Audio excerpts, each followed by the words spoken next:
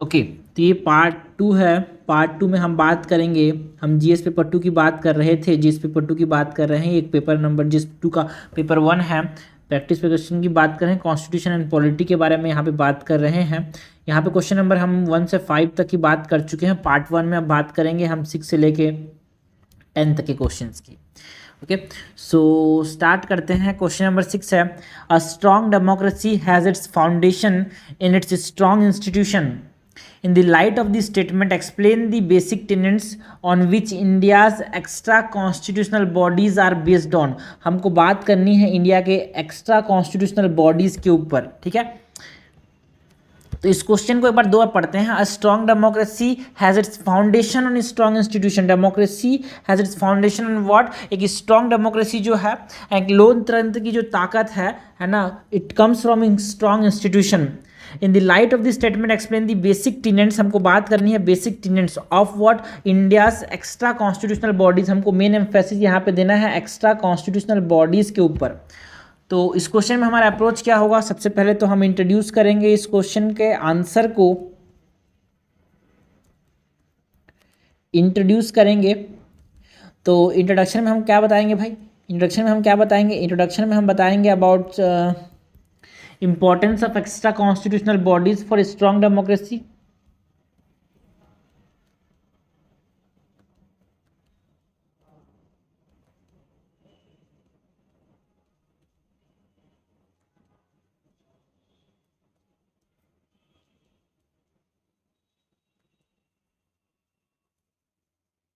Okay, importance के बारे में बात करेंगे ना। बॉडी में हम बात करेंगे है ना basic tenets of this bodies, है ना, कैसे ये काम करते हैं विथ एग्जांपल्स।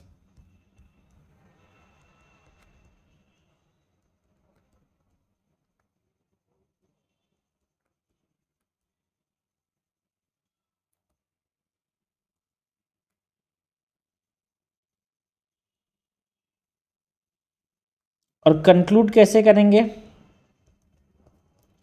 कंक्लूड करेंगे by stating how critical this institutions are for strengthening democracy, है ना। क्योंकि ये इंश्योर क्या करते हैं? अकाउंटेबिलिटी इंश्योर करते हैं, ट्रांसपेरेंसी इंश्योर करते हैं, and also they help, they uphold the citizens right.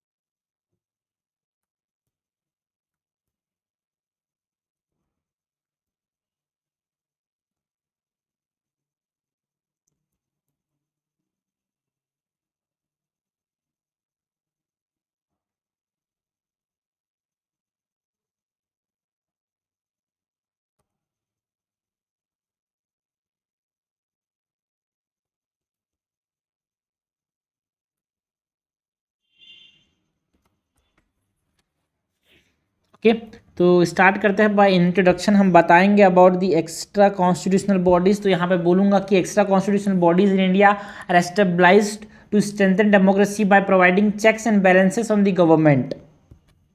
क्या काम करते हैं? चेक्स एंड बैलेंसेस का काम करते हैं।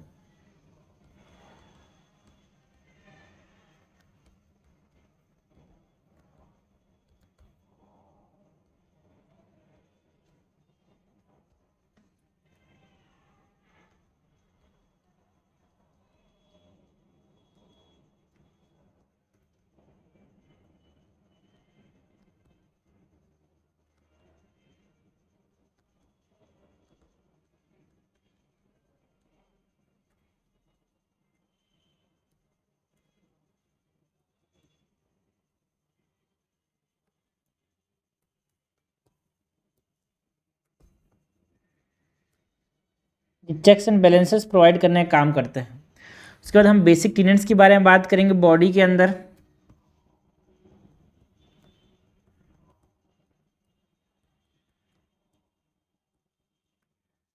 तो सबसे पहले तो है ना, the basic tenets of Indian extra constitutional bodies are independence, impartiality and non partisanship. तीन चीज़ के बारे में बात करेंगे, independence, impartiality and non पार्टीशनशिप।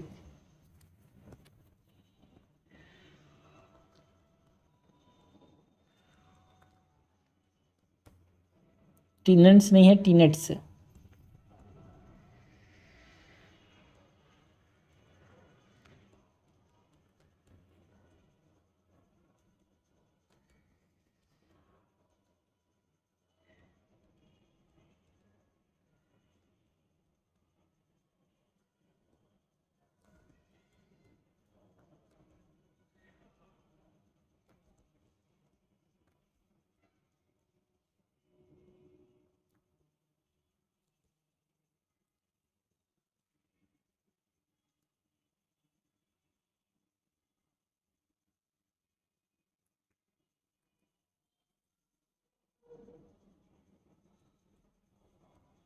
Okay, उसके बाद अब यहाँ पे हम क्या करेंगे, एलाबोरेट करेंगे about independence, impartiality and non पार्टीशनशिप के बारे में।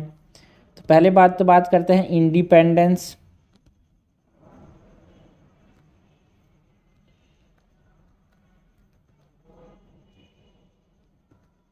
है ना, extra constitutional bodies are not controlled by the government and are usually headed by individual appointed by independent bodies, है ना, such as the prime minister और such as the president of India और the supreme court, and they have a fixed tenure to ensure their autonomy. So इसीलिए independence is a very basic टीनेंट।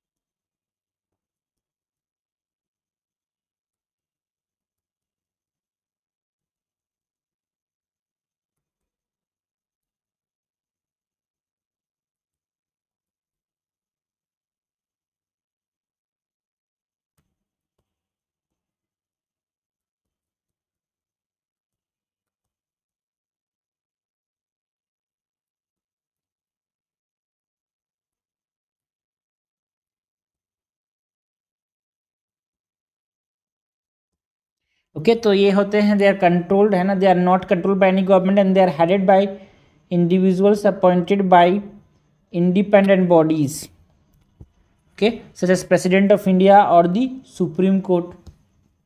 You know, they have a fixed tenure to ensure their autonomy also.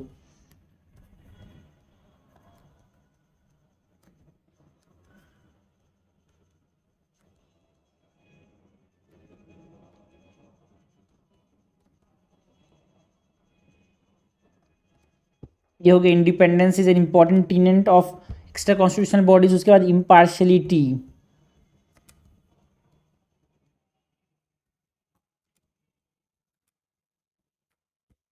these bodies must act objectively and fairly and are guided by law rather than political pressure or personal bias.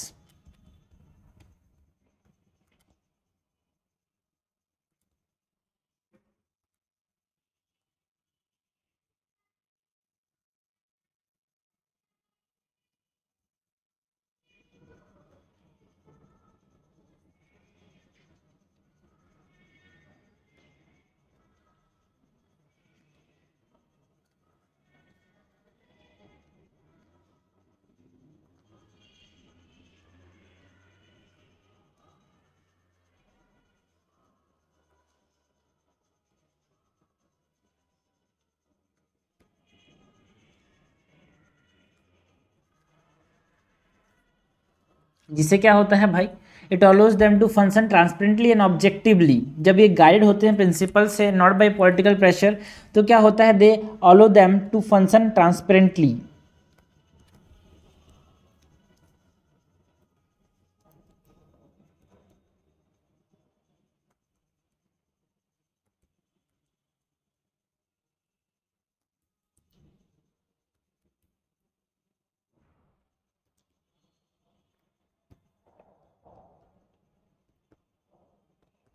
Transparently and objectively काम कर सकते हैं, क्योंकि ये देखो भाई, they are guided by the laws, है ना। तो ये इस तरह से क्या हो रहा है, if they are guided by laws and they are not bound to the political pressure, है ना, इससे ये क्या कर सकते हैं, ये इंडिपेंडेंटली इससे क्या कर सकते हैं, इम्पार्शली ये काम कर सकते हैं। तो ये दूसरा टीनेंट हो गया। और तीसरा टीनेंट जिस पे हमारा एक्स्ट्रा कॉन्स्टिट्यूशनल बॉडीज बेस्ड है वो है नॉन पार्टीशनशिप। देखो तो इसको आप ऐसे भी रिप्रेजेंट कर सकते हो, लाइक मैं यहाँ पे बता रहा हूँ, बस ऐसे एक ट्राइंगल दे के तीन चीज़ें हमारे पास extra constitutional bodies is based on, है ना।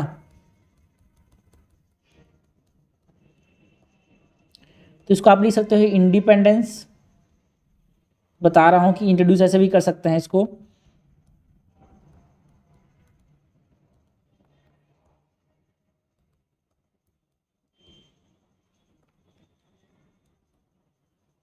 इस तरह से हम इसको बता सकते हैं, है ना, बट यहाँ पे मैं इसको हटा देता हूँ। ओके, सो हमारे पास तीसरा जो टीनेंट है of the extra constitutional bodies is non पार्टीशनशिप।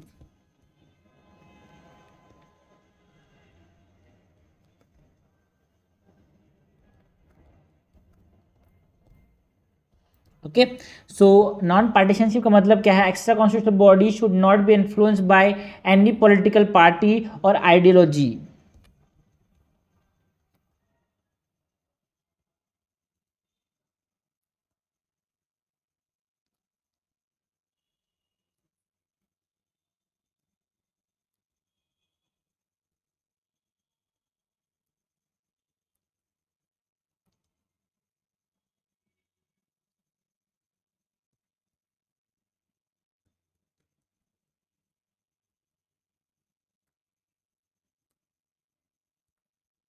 है ना। तो ये कैसे काम करते हैं भाई, दे शुड वर्क टूवर्ड, मतलब कैसे काम करना चाहिए इनको, है ना। हमको देखो क्वेश्चन ने पूछा क्या है, समझने जब फिर से क्वेश्चन पढ़ते हैं। A strong democracy has its foundation in its strong institution. In the light of this statement explain the basic tenet on which India's extra constitutional bodies are based on. तो इस तरह से हमको बात करनी है। ओके, तो नॉन पार्टीशनशिप ये बेस्ड होने चाहिए, है ना, जिससे क्या होगा, दे शुड ऑल्सो, है ना, अगर ये नॉन पार्टीशन है तो क्या होगा, है ना, तो दे शुड वर्क ऑन, है ना, work toward the greater good of the country, है ना, without being swayed by the any political agenda.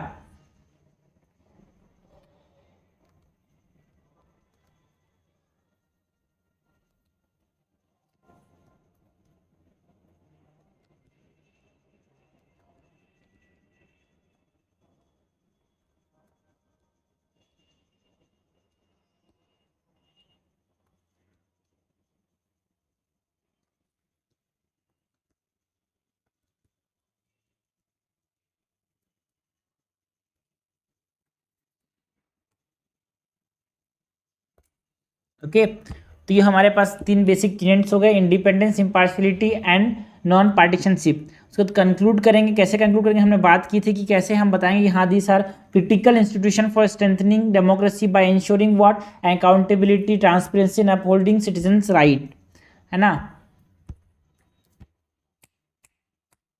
तो उसी प्रकार से हम इसको इंट्रोड्यूस कर देंगे और बोलेंगे कि देखो भाई, है ना, this institution play a critical role, है ना, in maintaining checks and balances of the country and provide a solid foundation of democratic structure of India. तो इस प्रकार से हमने तो बात कर ली चेक्स एंड बैलेंसेस वाले पार्ट में, चेक्स एंड बैलेंसेस का हमने बात कर ली कि इसमें रिडक्शन में। तो कंक्लूजन में हम बात करते हैं अबाउट कैसे ये क्रिटिकल है।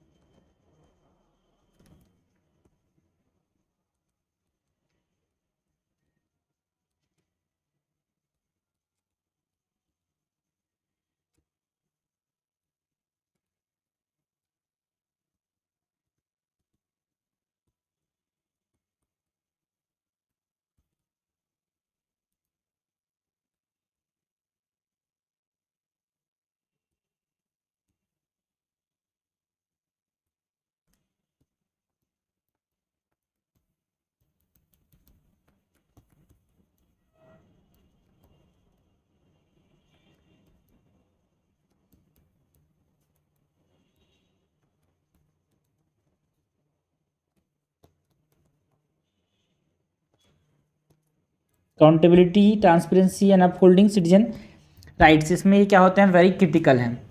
तो ये हो गया अपना क्वेश्चन नंबर 6। नाउ आगे बढ़ते हैं, क्वेश्चन नंबर 7 देखते हैं।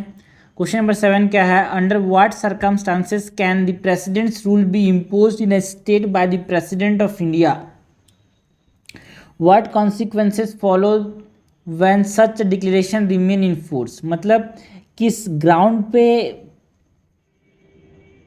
प्रेसिडेंट्स रूल को इम्पोज किया जा सकता है ना, ये पहली चीज़ के बारे में बात करना है, और उसके कॉन्सिक्वेंसेस क्या होंगे इसके बारे में हमको बात करना है। ये दो चीज़ें इस क्वेश्चन में हमसे पूछा गया है। तो इसमें हमारा अप्रोच क्या होगा, सबसे पहले तो इंट्रोड्यूस करेंगे यार,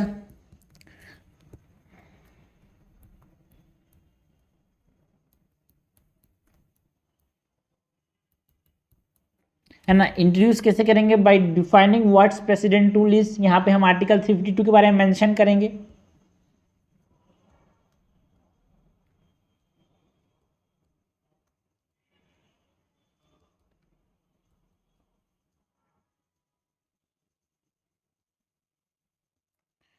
बॉडी में हमको क्या बताना है,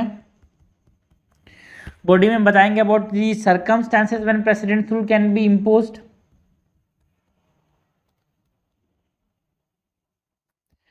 और कॉन्सिक्वेंसेस।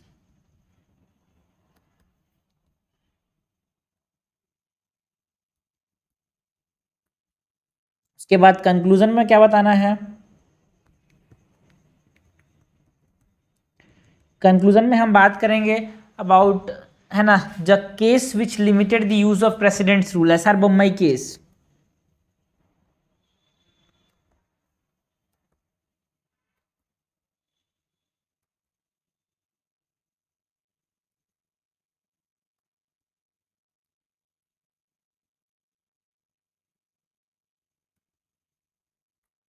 ओके, सो इंट्रोड्यूस करते हैं भाई। Under article 356 of the constitution of India, the president has the power to impose a state emergency, also known as president's rule,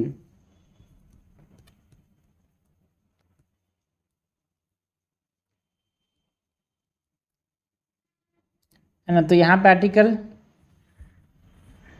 national emergency president's rule क्या है,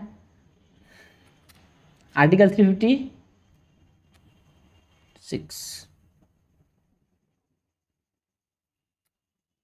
okay, so article 356 of the constitution के बारे में बताएंगे।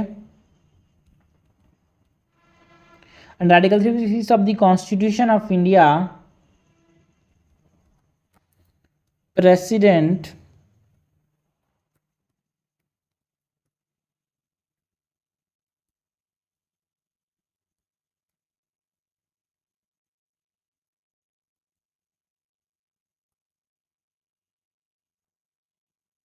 President is the power to impose a state emergency, also known as President's rule. Okay, so introduction हो गया. Now condition under which President's rule can be imposed.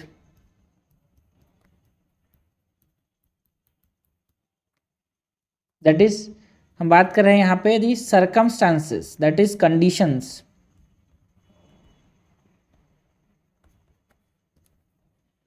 Okay, so conditions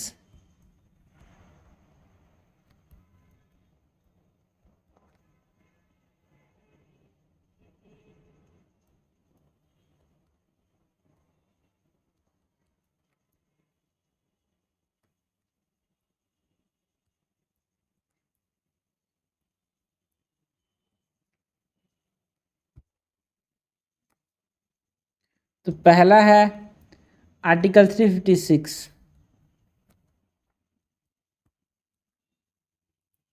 article 356 कैसे, article 356 मतलब जो president determine that the government of a state can not be carried on in accordance with the provisions of the constitution, है ना। And वो कैसे पता चलेगा president को कि यार स्टेट जो है वो अकॉर्डेंस ऑफ द कॉन्स्टिट्यूशन में नहीं चल रहा है ना, based on the report from the governor और अदर सोर्सेज।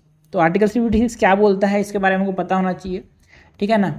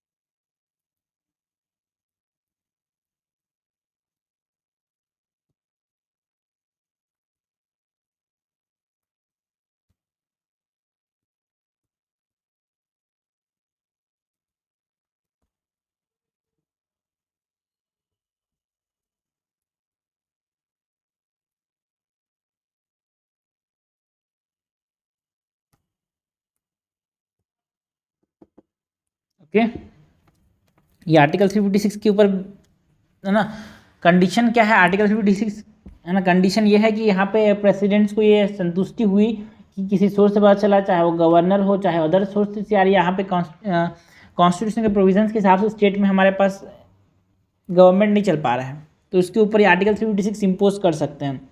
या फिर आर्टिकल 365 है यार, आर्टिकल 365 क्या बोलता है, आर्टिकल 365 बोलता है if a state fails to comply with implementation a directive from the central government, अगर स्टेट जो है वो डायरेक्टिव जो है सेंट्रल गवर्नमेंट का उसको नहीं मान रहा है, तो हम आर्टिकल 356 के अकॉर्डिंग उसमें क्या कर सकते हैं, प्रेसिडेंट्स रूल इम्पोज कर सकते हैं।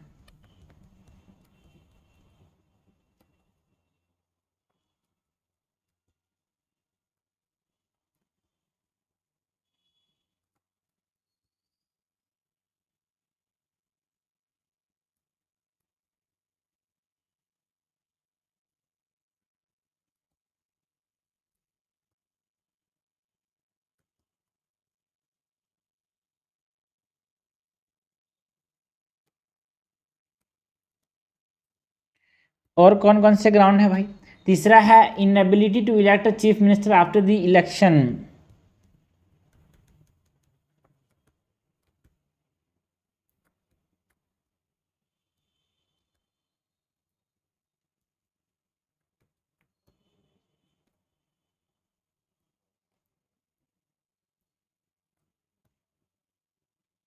चौथा कंडीशन जिसके ऊपर प्रेसिडेंट्स रूल इम्पोज किया सकता है is loss of the majority in state legislative assembly.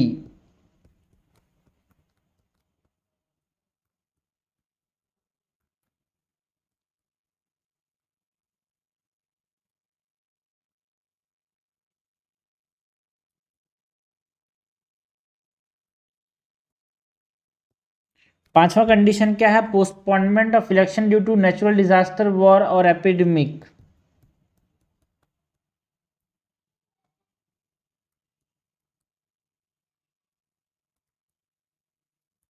तो इस समय भी प्रेसिडेंट्स रूल लगाया सकता है।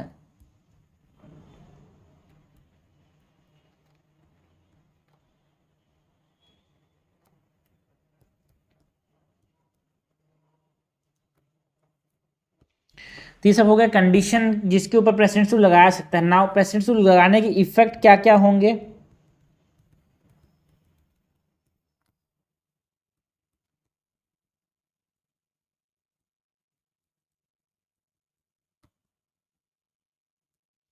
है ना। पहला होगा लेजिस्लेटिव पावर पे देख लेते हैं।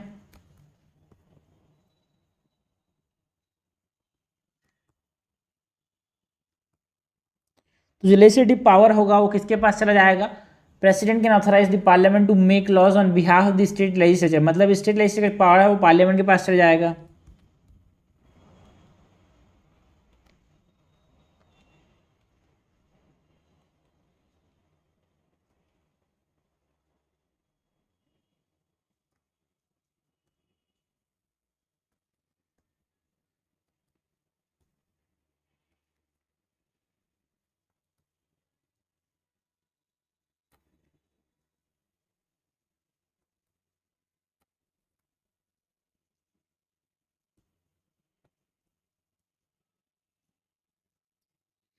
दूसरा एग्जीक्यूटिव पावर पे क्या प्रभाव पड़ेगा,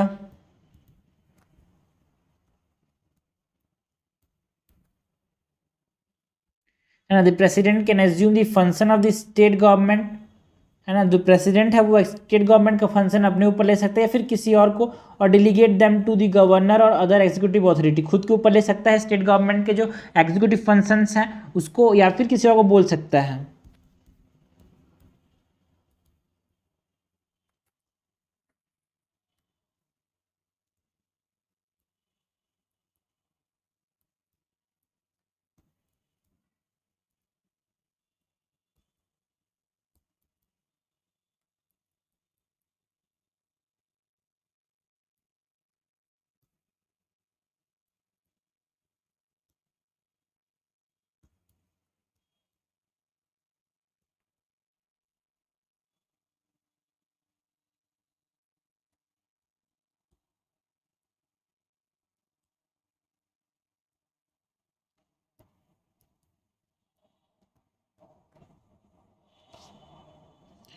तीसरा है एग्जीक्यूटिव पावर के बाद जो स्टेट असेंबली होगी मे बी सस्पेंडेड और डिसॉल्व बाय द प्रेसिडेंट, जरूरी नहीं है, it may be.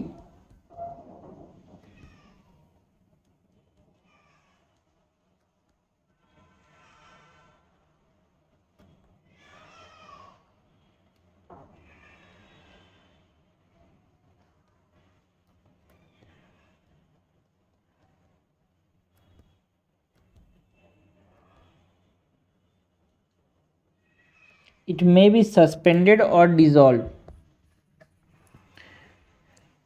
And the president can promulgate ordinance for state administration when parliament is not in session. ये भी एक हमारे पास ये भी हमारे पास क्या हो सकता है, कॉन्सिक्वेंसेस हो सकते हैं।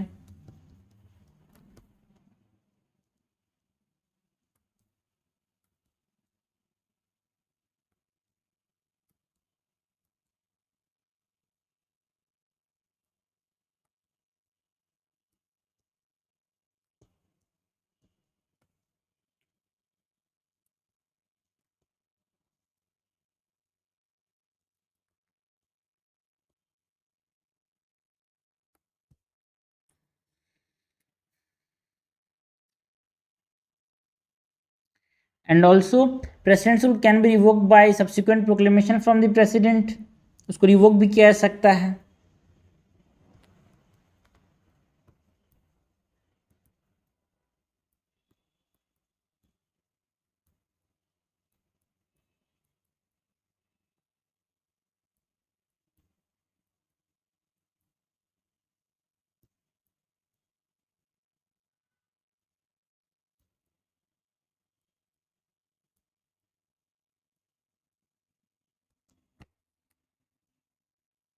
भाई कंक्लूड कैसे करेंगे भाई, कंक्लूड करेंगे by mentioning about the S R Bommai case, जिसमें क्या किया कि पावर जो था ना प्रेसिडेंट रूल इंट्रोड्यूस करने का, वो लिमिट किया उसको सुप्रीम कोर्ट ने। तो यहाँ पे बताएंगे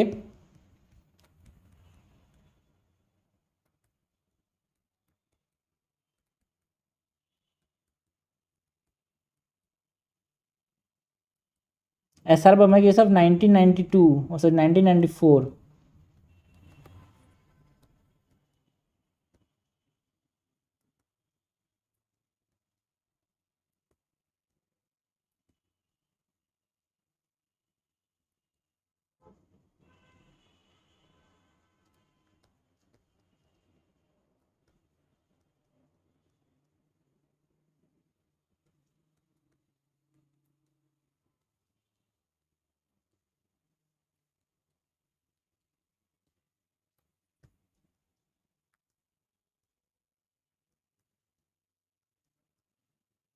है ना, इन्होंने बताया कि जो ये पावर है वो एब्सोल्यूट नहीं है, एसआर बम्बई केस में ये बताया, and it is subject to judicial reviews के बारे में बताया। मतलब इसको स्पेरिंगली इस्तेमाल करना चाहिए, ऐसा नहीं हमेशा इस्तेमाल करते जा रहे हैं। कभी भी दुश्मनी निकालने के लिए सेंट्रल गवर्नमेंट डिफरेंट है, स्टेट गवर्नमेंट डिफरेंट है, तो दुश्मनी निकालने के लिए नहीं, ये नॉट एब्सोल्यूट है ना, इट इसका पावर जो प्रेसिडेंट का power it is not absolute. तो इस प्रकार से हमने इसका आंसर लिख लिया है।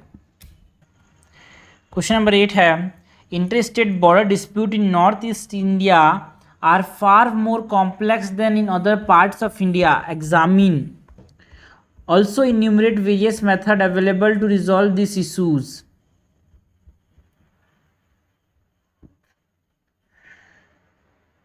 ओके तो बात किसकी करनी है, इंटर स्टेट बॉर्डर डिस्प्यूट की बात करनी है, पर्टिकुलरली नॉर्थ ईस्टर्न इंडिया, है ना। और उसके बारे में इसके बाद हमको एग्जामिन करना है, बोला है various method available to resolve this issues, मतलब इसको बताना है, दिक्कत तो है बट उसके सॉल्यूशंस भी हमको देने होंगे। तो इस हमारे पास सबसे पहले तो इसमें अप्रोच क्या होगा हमारा इस क्वेश्चन में, फिर से पढ़ता हूँ मैं, क्वेश्चन को समझना बहुत ज़रूरी होता है। सबसे पहले तो मेरा मानना है मेंस में सबसे पहले होता है कॉन्सेप्ट क्या लिखना है, वो सबसे पहले क्वेश्चन समझना सबसे ज़रूरी होता है। इंटर स्टेट बॉर्डर डिस्प्यूट इन खास करके तो जीएस पेपर 2 और 3 के क्वेश्चंस में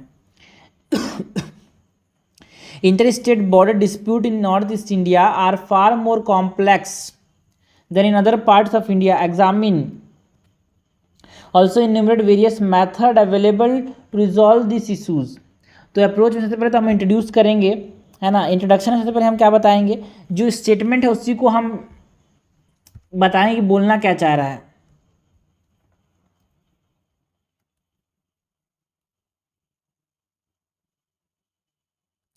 उसके बाद बॉडी के अंदर हम क्या करेंगे, बॉडी के अंदर हम मेंशन करेंगे यूनिक, है ना, हाउ दिस इज यूनिक, मतलब जो नॉर्थ ईस्टर्न इंडिया में जो इंटर स्टेट बॉर्डर डिस्प्यूट हैं वो कैसे यूनिक है उसके बारे में बताएंगे।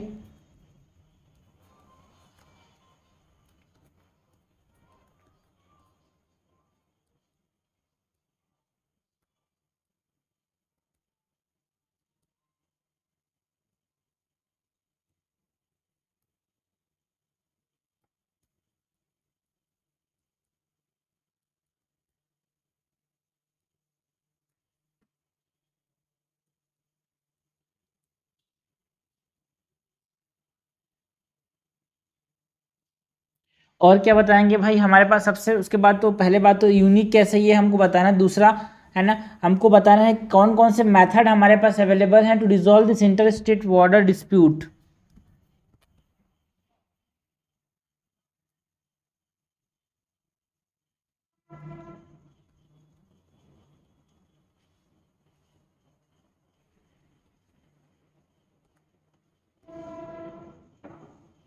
देखो इसमें ना जो हमारे पास इन्यूमरेट जो पूछा है एग्जामिन के बाद, also enumerate various method available to resolve this issues, मतलब हमको ये नहीं बोला है कि सिर्फ नॉर्थ ईस्टर्न स्टेट्स के बॉर्डर डिस्प्यूट को कैसे रिजॉल्व करोगे, हमको ये पूछा गया कि पूरे देश भर में जो इंटर स्टेट बॉर्डर डिस्प्यूट हो रहा है उसको कैसे रिजॉल्व करेंगे। तो एक ब्रॉड टर्म में हमसे पूछा गया, याद रखना लोग गलत इसका क्या क्वेश्चन गलत समझ लेते हैं, तो उसको समझना जरूरी है। सबसे पहले क्वेश्चन बोल क्या रहा है और किस रेफरेंस में बात कर रहा है, इसको जब तक नहीं समझेंगे तो आंसर खा के लिखेंगे। सो उसके बाद जो कंक्लूजन होगा, कंक्लूजन में वही कंक्लूड करेंगे हाँ भाई कितना इंपॉर्टेंट है इसको रिजॉल्व करना है। अभी न्यूज़ आया था मिजोरम में 138 लोग मर गए, मार दिए गए वो सब, ठीक है। सो इंट्रोड्यूस करते हैं। सबसे पहले तो इंट्रोड्यूस कैसे करेंगे, इंटर स्टेट बॉर्डर डिस्प्यूट के बारे में बताएंगे यार, इसके स्टेटमेंट के बारे में बताएंगे। So inter state border dispute in north east state post unique complexities compare to the other regions because of the ethnic diversity, historical grievances and geographical challenges. तीन चीज़ें हैं, है ना, एथनिक डाइवर्सिटी जो वहाँ पे प्रेजेंट है, हिस्टोरिकल ग्रीवांसेज है ना क्योंकि वो बैकवर्ड रहा है उनको ज़्यादा ध्यान दिया नहीं गया है। सो historical grievances and also geographical challenge, हिली टेरेन है भाई वहाँ पे, तो वो तीन चीज़ें हमारे पास मेन है जिसकी वजह से वहाँ का जो इंटर स्टेट बॉर्डर डिस्प्यूट है वो यूनिक हो जाता है as compare to the rest of India.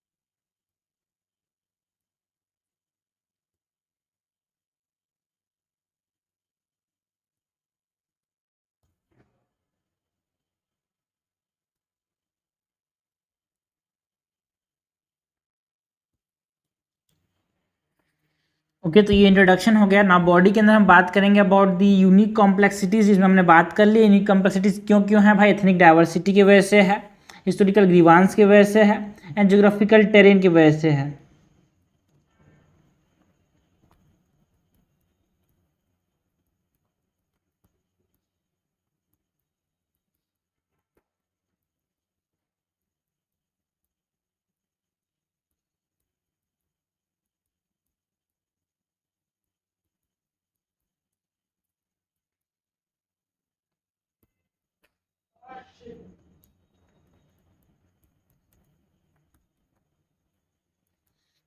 तो पहला क्या हो जाएगा, ethnic diversity. Okay ethnic diversity, देखो अभी तो जो मिजोरम में चल रहा है ना बिटवीन दी, तो मणिपुर का कॉन्फ्लिक्ट है, मणिपुर का conflict between the Kuki tribe and Meitei tribe. Okay, तो यही दोनों, बहुत सारा डाइवर्सिटी है यार एथनिसिटी में मिताई ट्राइब्स के बीच में। तो सबसे पहले तो हमारे पास जो यूनिकनेस है वो है एथनिक डाइवर्सिटी का। तो यहाँ पे हम बताएंगे about the conflicting territorial claims arises from the presence of diverse ethnic group with distinct identities.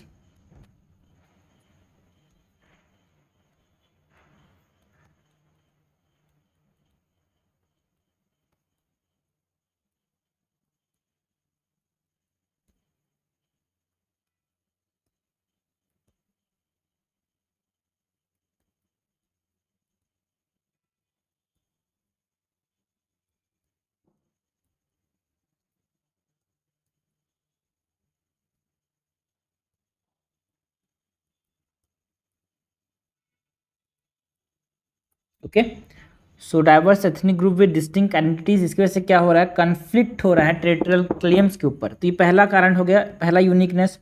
दूसरा है about the historical grievances.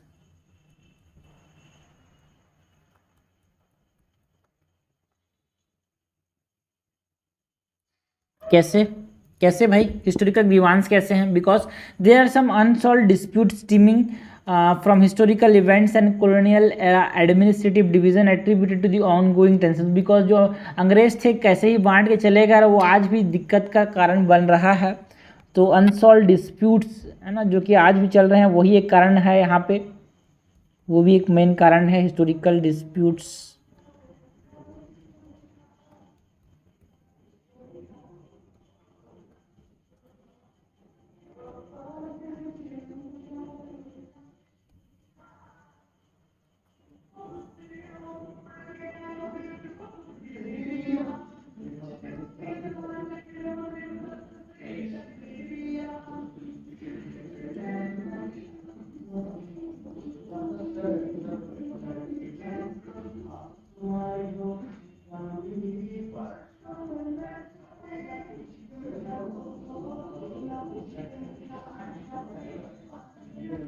Okay, so unsolved disputes stemming from historical events and colonial era administrative divisions contribute to the ongoing tensions.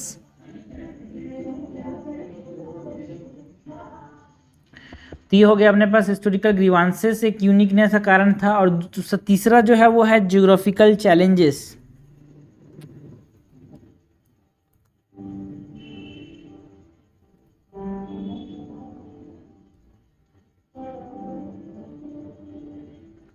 Geographical challenges के अंदर क्या है भाई, difficult terrain है, वहाँ पे हिली रीजन है, रिवर है, डेंस फॉरेस्ट है, and this complicate the border demarcation and surveillance also. तो ये भी एक कारण है जिसकी वजह से क्या हो पाया, वहाँ पे जो यूनिकनेस है कि वहाँ का border dispute rest of India के बॉर्डर डिस्प्यूट से डिफरेंट है।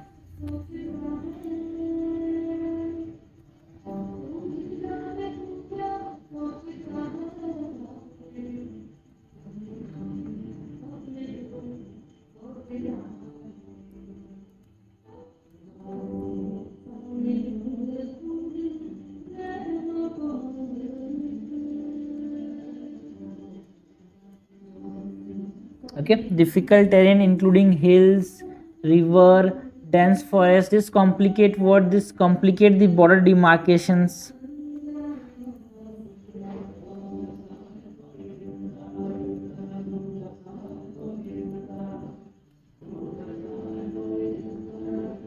Okay, तो these are some unique complexities of north east Indian states, है ना, इनकी बॉर्डर डिस्प्यूट में। नाउ हमारे पास अब मेथड की बात करेंगे, कैसे इसको सॉल्व कर सकते हैं। बिकॉज दिक्कतें नहीं बतानी भाई, दिक्कतों का सॉल्यूशंस बताने हैं, दिक्कतों का उपाय बताना है कि कैसे इन दिक्कतों को सॉल्व कर सकते हैं।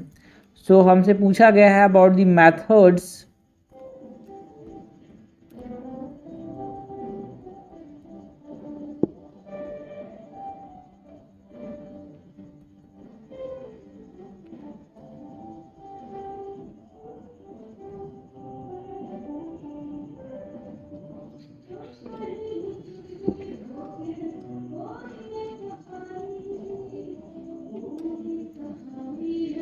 पहला कैसे कर सकते हैं भाई, रिजॉल्व नेगोशिएशन एंड डायलॉग से कर सकते हैं।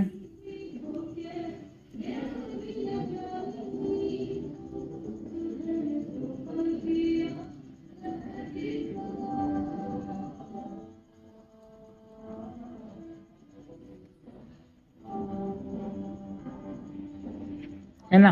तो डिप्लोमेटिक डिस्कशन कर सकते हैं between the concern states can facilitate what, it can facilitate mutually accepted solution.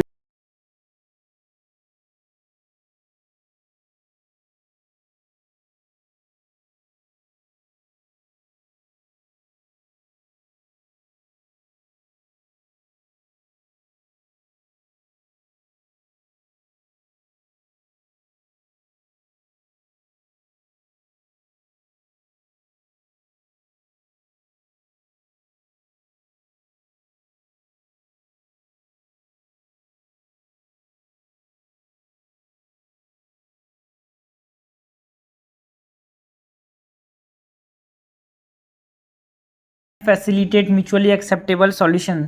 तो ये कारण एक तरीके से हम सॉल्व कर सकते हैं नेगोशिएशन एंड डायलॉग। दूसरा तरीका क्या रहेगा, लीगल रेमेडीज।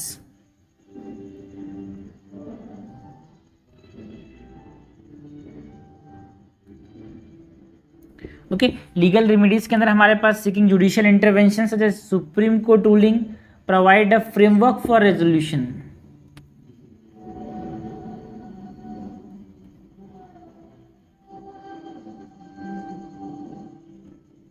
है ना। सुप्रीम कोर्ट को यहाँ पे इंटरव्यून करना चाहिए ऐसा बोला जा रहा है, ऐसा किया जा सकता है। ओके,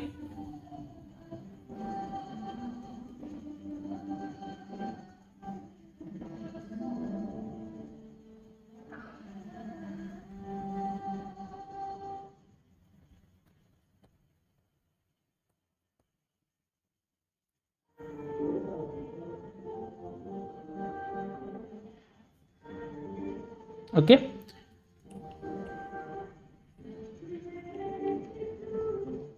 तीसरा क्या कर सकते हैं भाई, mediation and arbitration.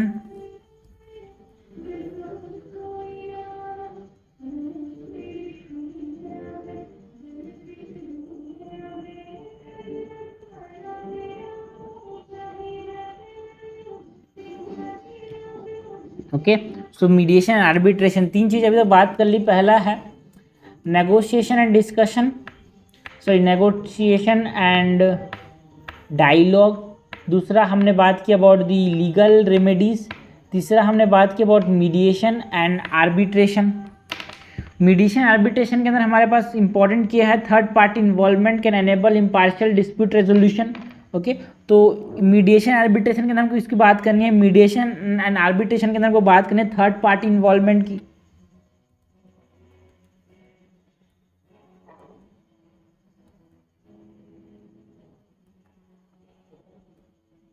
Third party involvement can enable, it can enable what, it can enable impartial dispute resolution।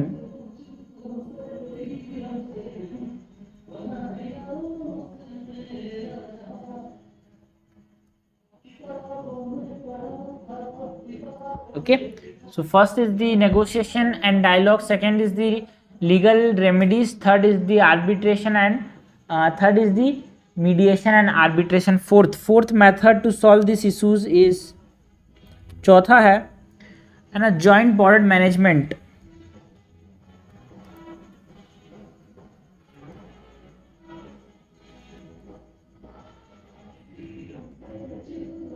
Okay, joint border management के अंदर हमारे पास बात करनी है about the collaborative effort like joint patrolling and border communities promote cooperation and minimize tension.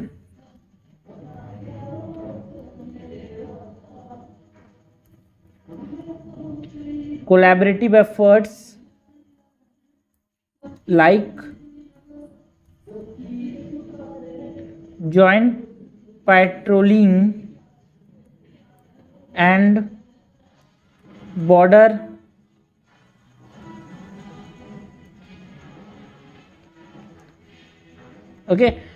joint patrolling and border committees promote cooperation and minimize tension।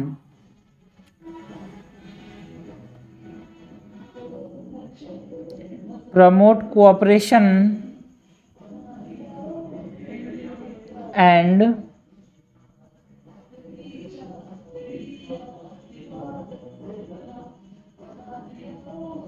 joint patrolling border committees promote cooperation and minimize tension। तो ये हमारे पास क्या हो गया, fourth is joint border management से हम क्या कर सकते हैं, टेंशन को कम कर सकते हैं, जो दिक्कतें हैं इंटर स्टेट बॉर्डर डिस्प्यूट उसको हम क्या कर सकते हैं, कम कर सकते हैं। और क्या कर सकते हैं, ये सफिशिएंट है। उसके बाद हम कंक्लूड करेंगे by mentioning that the interstate border dispute in north east India demand attention due to ethnic diversity, historical grievances and geographical challenges, and resolving these complexities necessitate negotiation, legal remedies, mediation, joint border management, political will for long lasting peace and stability.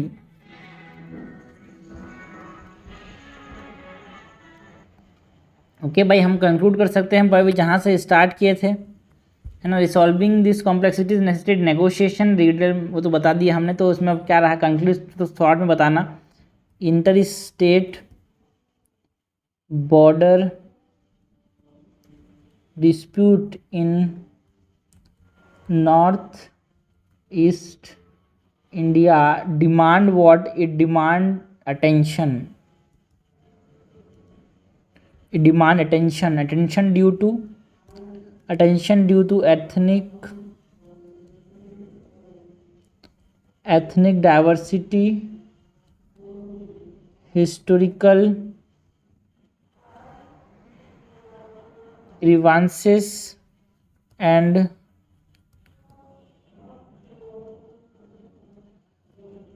geographical challenges। सो इस तरह से हमने conclude कर दिया इस answer को।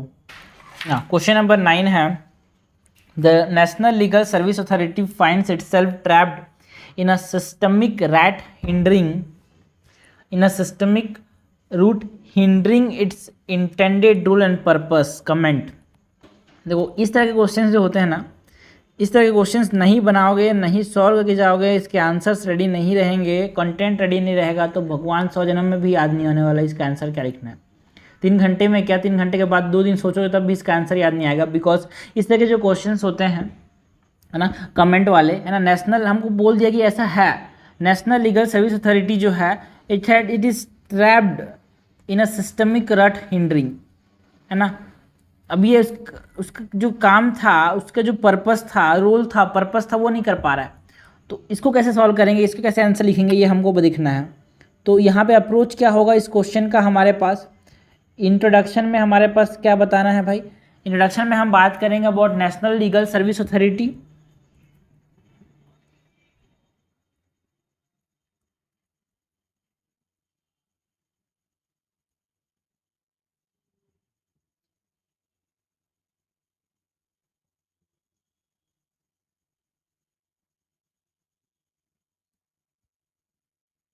Body में बात करेंगे अबाउट इसका रोल क्या था और अभी इसके इश्यूज क्या आ रहे हैं।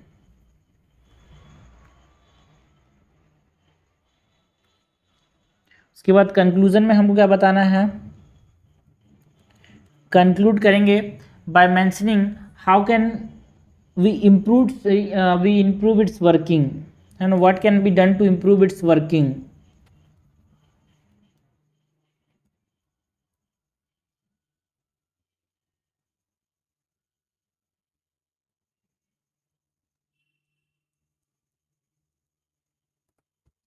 तो इंट्रोडक्शन कैसे करेंगे भाई, नालसा क्या है, national legal service authority plays a crucial role in providing legal aid and service to marginalize section of society, however it is argued that NALSA find itself trapped in a systemic issues impending its work.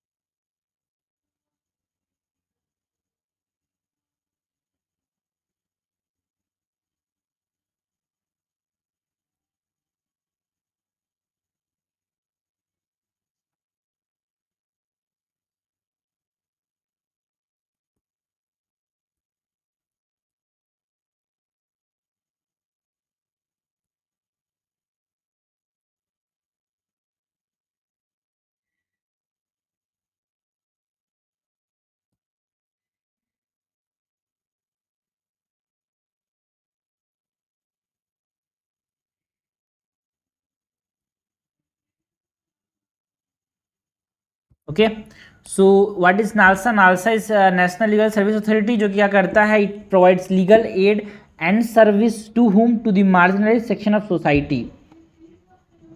Okay,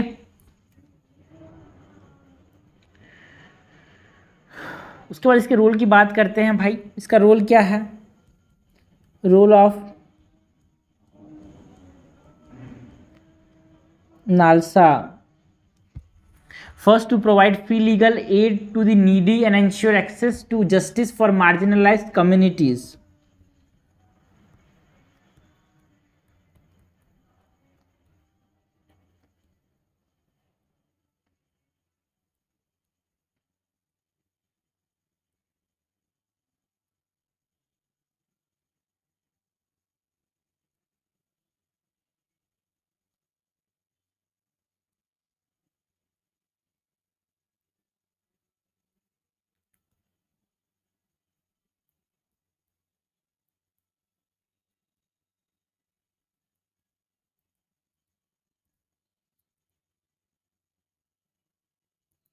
और क्या करता है भाई NALSA का? और role क्या है?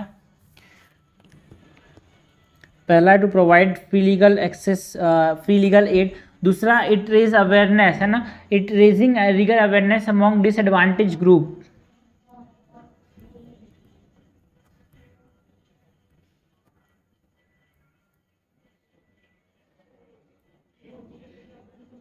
Raising legal awareness among disadvantaged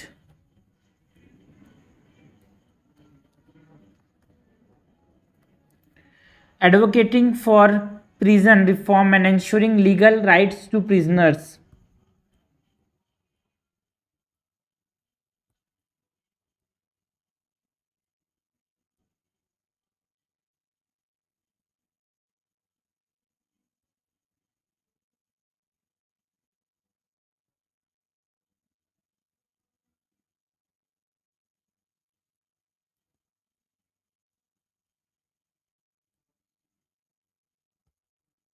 ये रोल हो गया, बट कुछ इश्यूज हैं भाई। क्या इश्यूज हैं नालसा के साथ?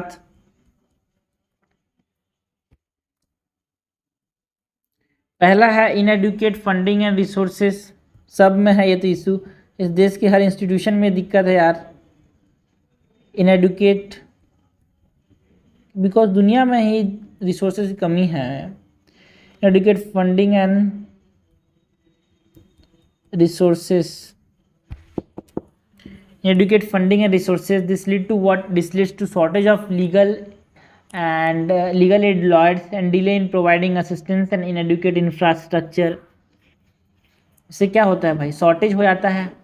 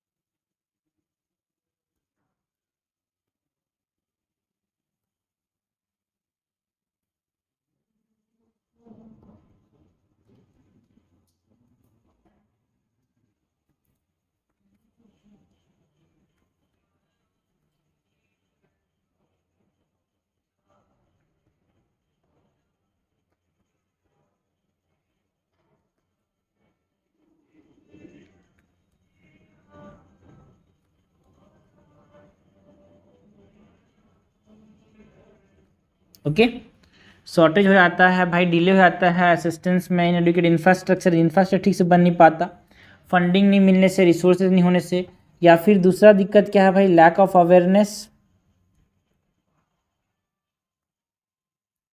And accessibility.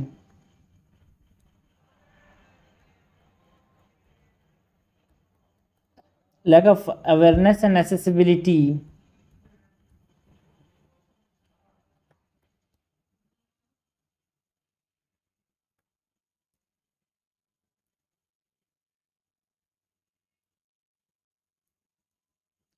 lack of awareness and accessibility to legal aid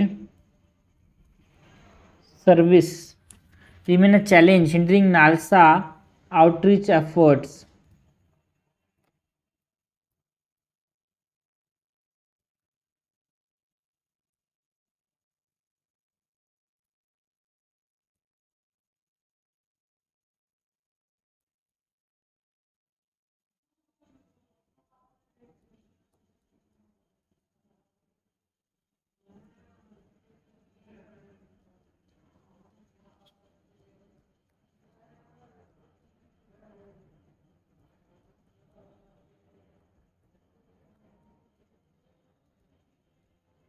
उसके बाद है overburden judiciary.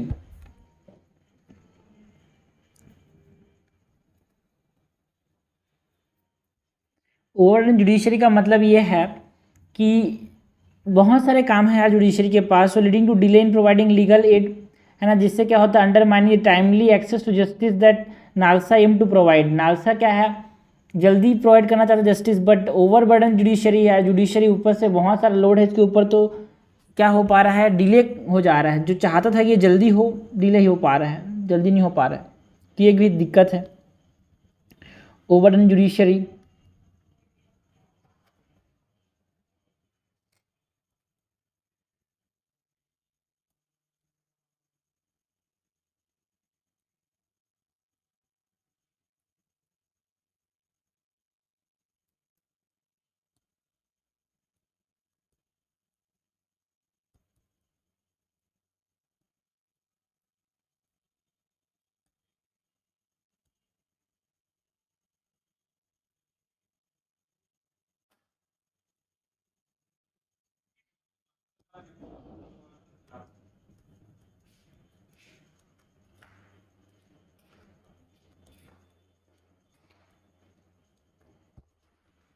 Okay,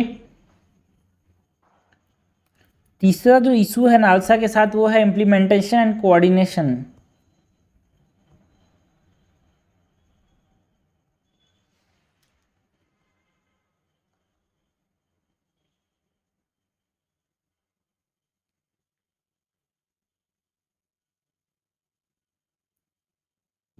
Okay, the lack of coordination between stakeholders often hamper the smooth functioning of NALSA। ये हो गया। तो हम सब वे फॉरवर्ड क्या होगा, हमको क्या करना है, कंक्लूजन में हम क्या बताएंगे, हाँ कंक्लूजन में ये बताएंगे कि यार देखो ये दिक्कतें हैं, इनको आप जल्दी सुलझाना हमको जरूरी है। So effort to address this systemic hurdles, improve funding and resources and strengthening coordination among stakeholders are crucial to unleash NALSA's potential in fulfilling its intended role and purpose of bridging the justice gap for marginalized communities।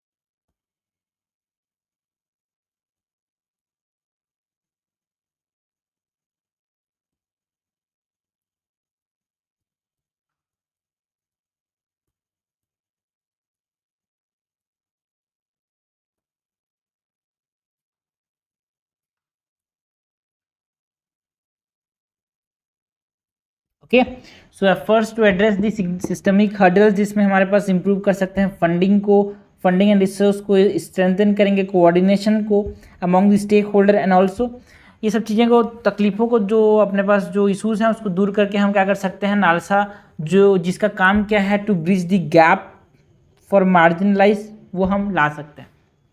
Okay, तो इस प्रकार से हमने इसको conclude कर दिया। Question number 10 देखते हैं। The parliament of Britain is much more powerful than the parliament of India, elucidate citing major difference between the power and functioning of both the parliament. ठीक है, तो क्वेश्चन हमसे बोला है कि यार हमारे पास कंपेयर करना है एक तरीके से, हमको parliament of Britain and parliament of India को। बोल दिया कि ब्रिटेन का पावर पार्लियामेंट के पास ज़्यादा है, हमारे पास हम इंडिया के पार्लियामेंट के पास पावर कम है। हमको क्या करना है, मेजर डिफरेंस बताने हैं दोनों के पावर में एंड दोनों के फंक्शनिंग में। तो एक तरह से हमारे पास एक स्ट्रेट फॉरवर्ड क्वेश्चन है, ज़्यादा समझने की जरूरत नहीं है, यहाँ पे फैक्ट्स को डालने हैं। तो अप्रोच क्या होगा इस क्वेश्चन में, हमारा अप्रोच क्या होगा, सबसे पहले तो इंट्रोड्यूस करेंगे बाय मेंशनिंग अबाउट, है ना, sovereignty of British parliament in relation to Indian parliament.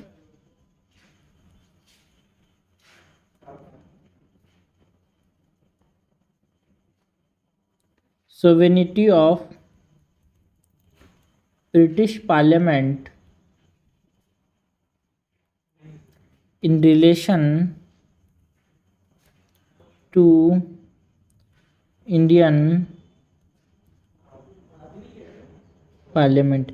ये इंट्रोडक्शन हो गया। उसके बाद बॉडी की बात करेंगे। बॉडी में हम बात करेंगे, है ना, कैसे कुछ प्रोविजंस जो हैं, provisions which make it more sovereign, जो ब्रिटिश पार्लियामेंट को ज़्यादा सोवरिन बनाते हैं, उसके बारे में हमको बताना है ना। डिफरेंसेस के बारे में बताएंगे जब पावर एंड फंक्शनिंग में, तो उससे उनसे ये पता चल जाएगा कि कैसे ब्रिटेन का जो पार्लियामेंट है वो ज़्यादा सोवरिन है।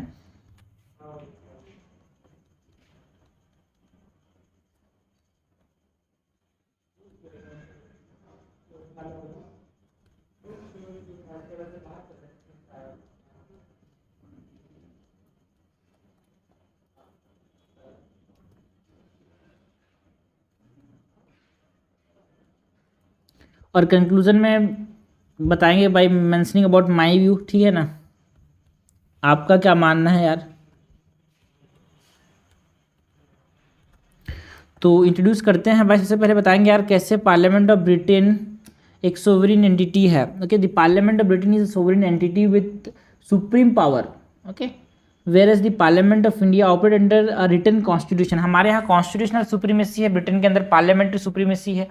ठीक है, तो दोनों में ये डिफरेंस है, मेन डिफरेंस है। हमारे पास कॉन्स्टिट्यूशन चलता है, वहाँ पे पार्लियामेंट कुछ भी बोले वो नियम बन जाता है। Okay, so the parliament of Britain is a sovereign entity with supreme power, whereas the Parliament of India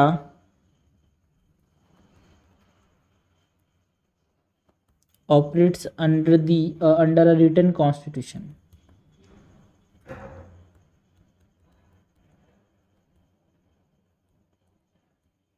that limits its power.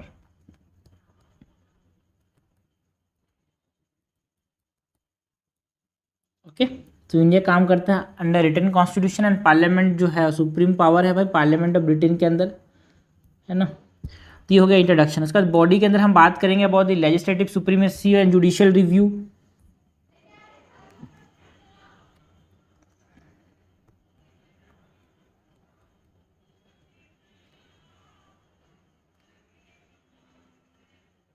Legislative supremacy and judicial review.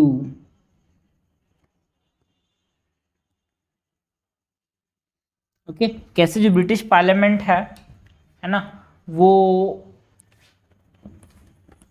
ज़्यादा अथॉरिटी रखता है। ओके,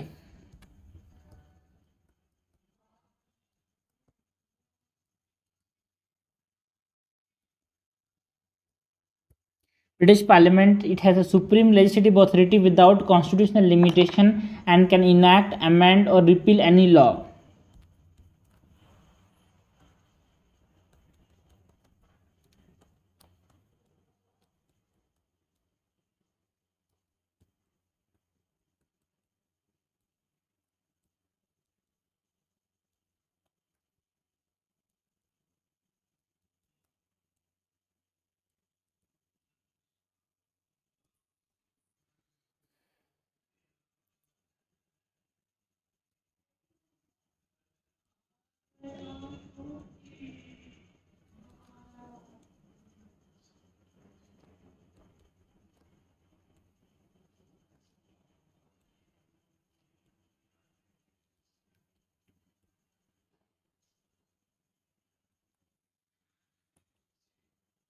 ओके, सी हो गया British parliament कैसे supreme है ना।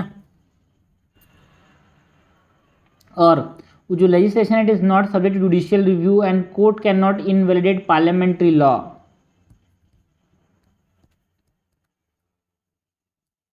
है ना, उसकी जो लेजिस्लेशन है ब्रिटिश पार्लियामेंट के अंदर, उसकी जो लेजिस्लेशन है is not subject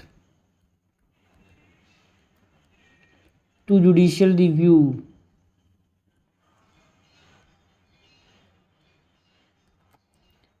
and courts cannot invalidate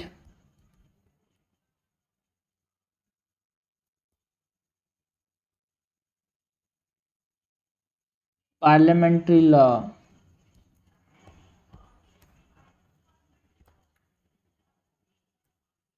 okay, तो ये हो गया British parliament. Now Indian parliament के अंदर क्या है भाई, इंडियन पार्लियामेंट के अंदर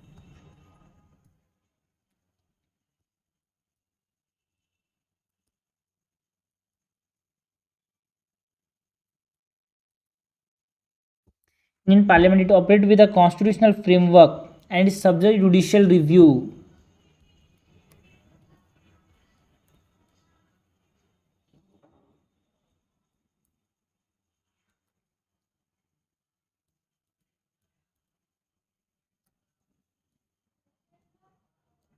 It operates under a constitutional framework and is subject to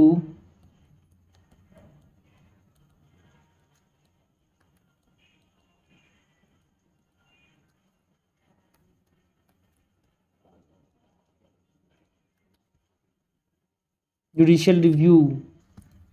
okay, और यहाँ पे हम ये भी बता सकते हैं कि certain provisions known as basic structure of the constitution can not be amended.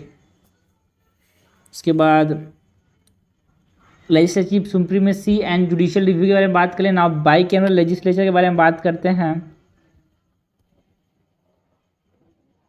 और सॉरी बाई कैमरल स्ट्रक्चर की बात करते हैं। ओके, सो ब्रिटिश पार्लियामेंट के अंदर क्या है भाई हमारे पास,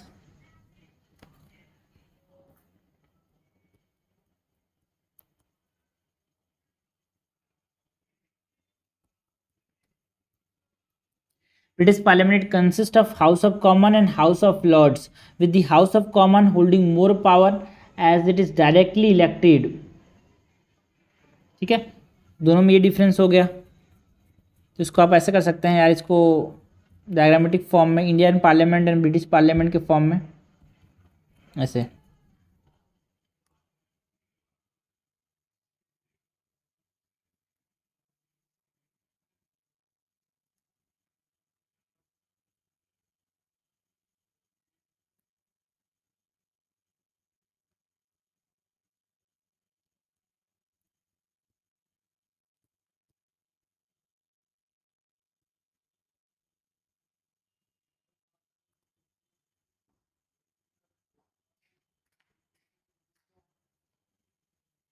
ओके, सो ब्रिटिश पार्लियामेंट के अंदर हमारे पास क्या है, हाउस ऑफ कॉमन है,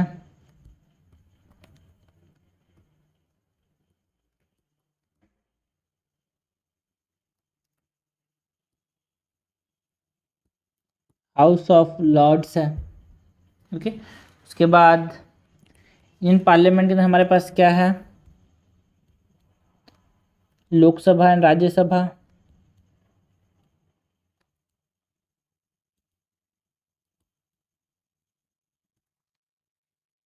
ओके,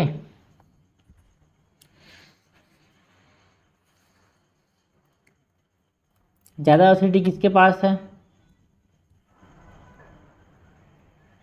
लोकसभा के पास। हाउस ऑफ कॉमन के पास क्या है, more authority, because both are directly elected. Okay, now उसके बाद हम बात करते हैं about the executive centric system.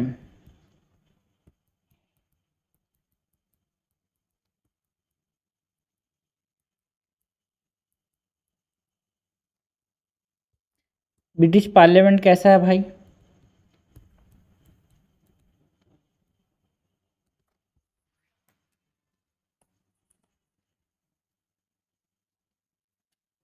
British parliament में क्या है? द एग्जीक्यूटिव पावर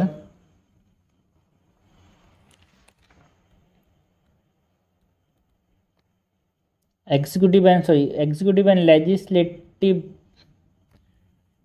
ब्रांचेस जो हैं they are fused and the prime minister yields significant power.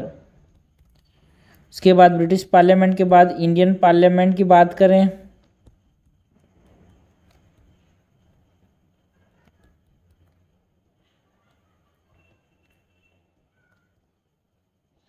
Indian parliament में क्या है भाई? जो एग्जीक्यूटिव है एंड जो लेजिस्लेटिव ब्रांच है वो डिफरेंट है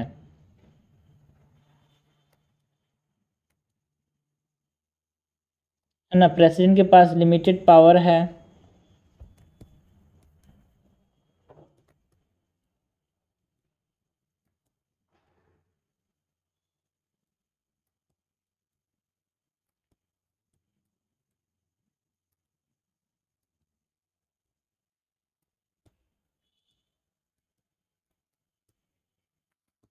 ना। Prime minister leading the government,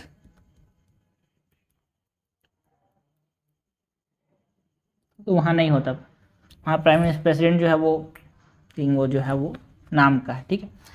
तो उसके बाद कंक्लूजन में हम बात करेंगे that the British parliament holds greater power and legislative supremacy compare to the parliament of India. Conclusion में ये बताएंगे हम। वही तो जो आंसर में जो क्वेश्चन ने पूछा है वही तो है। क्वेश्चन ने क्या बोला है? देखो ना भाई, क्वेश्चन ने क्या बोला है? क्वेश्चन ने बोला the parliament of Britain is much more powerful than the parliament of India. ये कैसे पावरफुल है यार? उसके पास ग्रेटर पावर है एंड लेजिस्लेटिव सुप्रीमेसी है, ठीक है। The British parliament holds greater power and legislative supremacy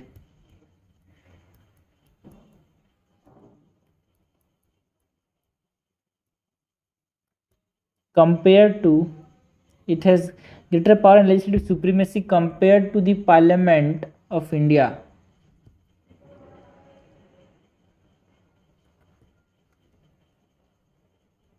okay, so ये हो गया पार्ट 2, जहाँ पे हमने 6 से लेकर 10 तक के क्वेश्चंस की बात की। नेक्स्ट पार्ट में दो पार्ट आएंगे जिसमें हम बात करें क्वेश्चन नंबर 11 से 15 एंड देन 16 to 20।